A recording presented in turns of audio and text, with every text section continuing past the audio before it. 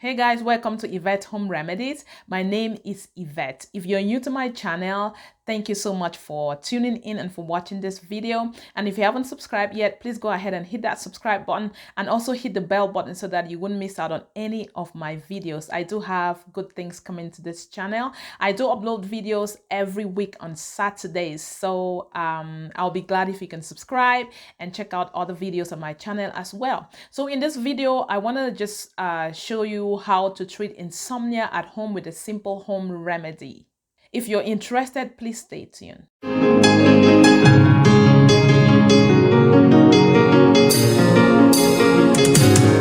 The simple definition of insomnia is the inability to have a good night's sleep. So it manifests in three different ways in some people. Some people have a hard time falling asleep in the first place, like the toss and turn in the bed for several hours before they are able to fall asleep. And then when they fall asleep, they'll sleep the rest of the night. For some other people, they fall asleep very easily, but then they wake up like 2 hours later and they can't fall asleep again until the morning.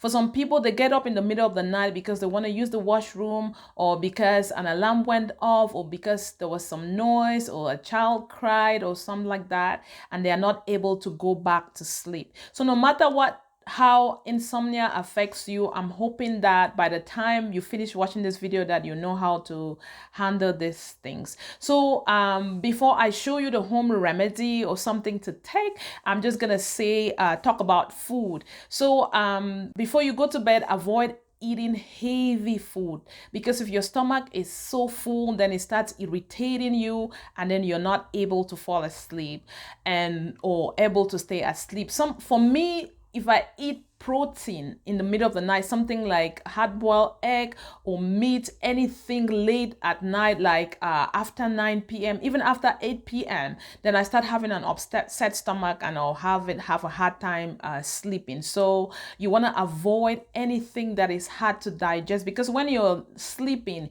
your stomach needs to rest. It doesn't have to be digesting like heavy food, because it just sits in your stomach because your metabolism is slow when you're sleeping. So you don't want to eat heavy food and give your stomach way too much work to handle while you're sleeping, because it's gonna keep you awake for sure. And also you can eat something like turkey or chicken or banana just before bed, but just a small quantity, because these foods have been proven to have tryptophan, which is an amino acid that helps in the production of serotonin, which is the chemical that helps us, that our bodies naturally produces, that helps us to sleep. So if you eat a small quantity of this food, turkey, chicken, banana, very small quantities, like an hour or so before bed, that could help you to fall asleep or stay asleep a little bit longer. You also want to avoid spicy food, food that contains a lot of sugar for supper. I know that most of us, we like eating sugar after supper, like a dessert after supper, but it's not a very good idea, especially if you're eating a late supper. So if you're eating your supper around 6 o'clock, 7 o'clock, try to avoid so much spices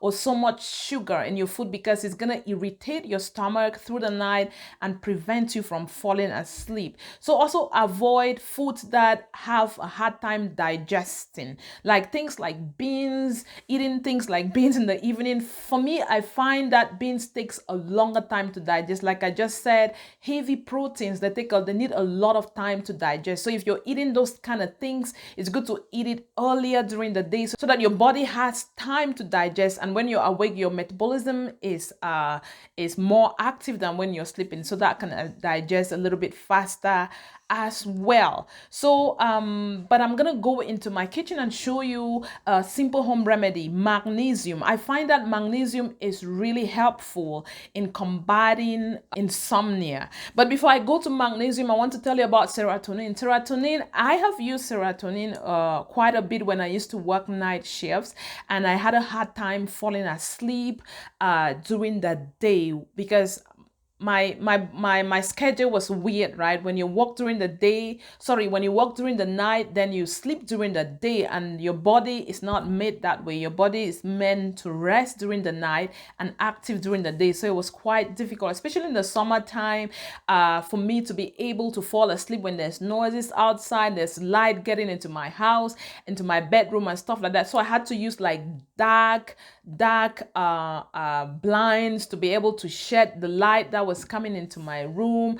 And you can also, like, if you have that kind of shift, if you work night shifts, you might want to make sure that your windows are darkened, so that that would contribute to. So sleeping during the day is quite hard, but I kind of use melatonin quite a bit. I just said earlier that melatonin is naturally produced in our bodies, and that helps us fall asleep and stay asleep. So there is a supplement called melatonin.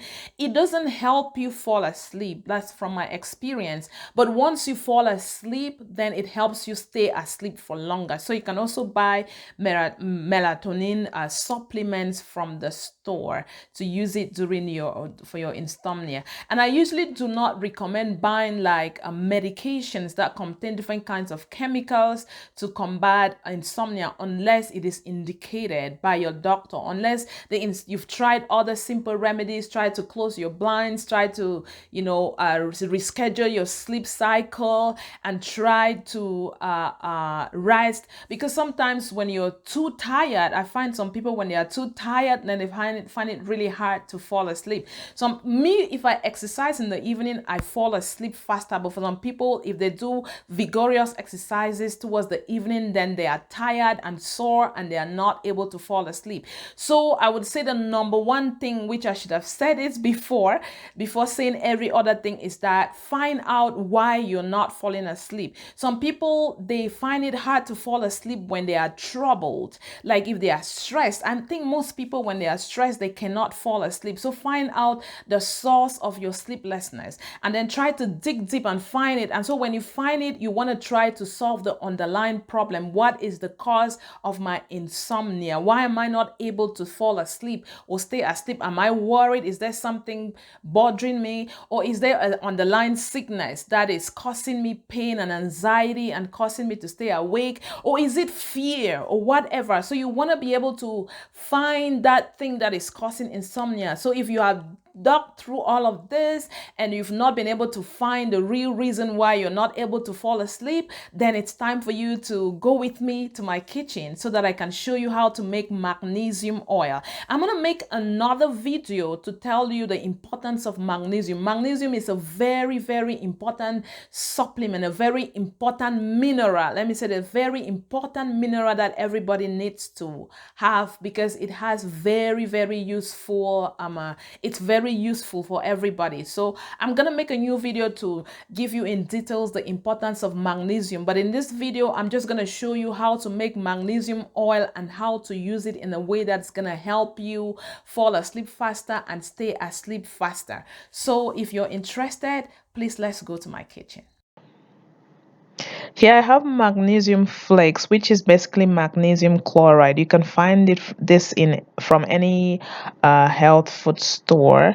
I'm going to measure a quarter of a cup of my magnesium flakes, and I'll put that into my measuring cup, and into this I'll add 3/4 of a cup of distilled water. I just use distilled water because it's clean.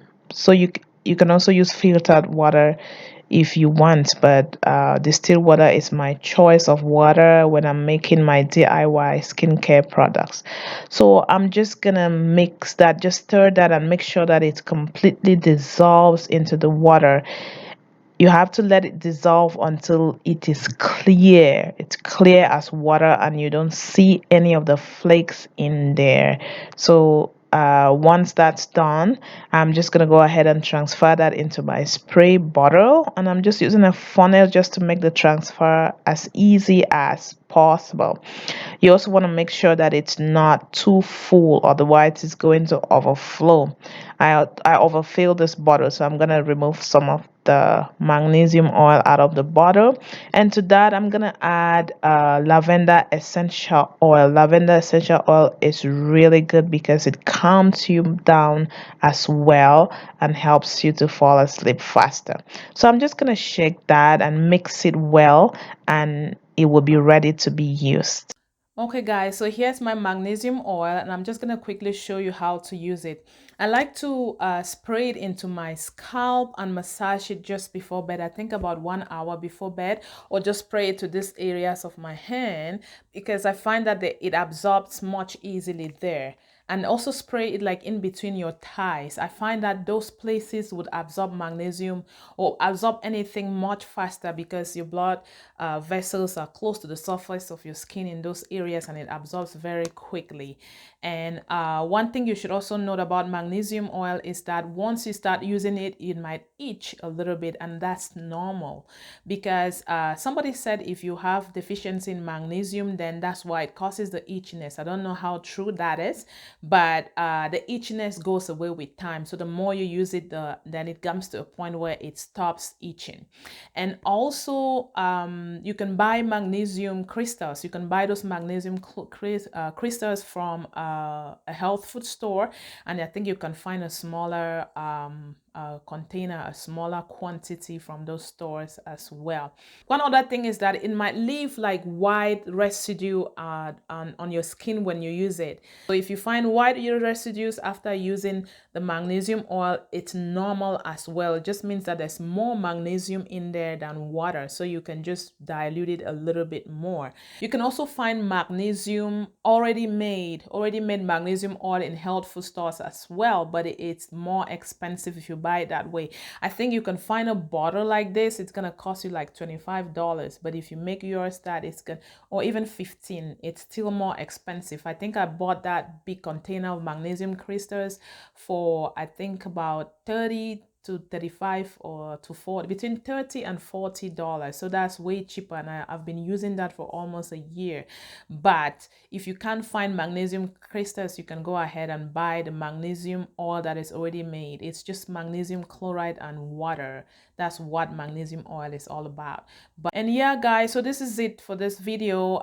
Thank you so much for watching, and if you like this video, please give it a thumbs up and share it as well. And if you haven't subscribed to my channel, please go ahead and hit that subscribe button and also hit the bell button so that you'll not miss out on any of my videos. And if you try this recipe, please let me know. So thanks again guys for watching this video. God bless you, have an amazing week, and I will see you in my next video.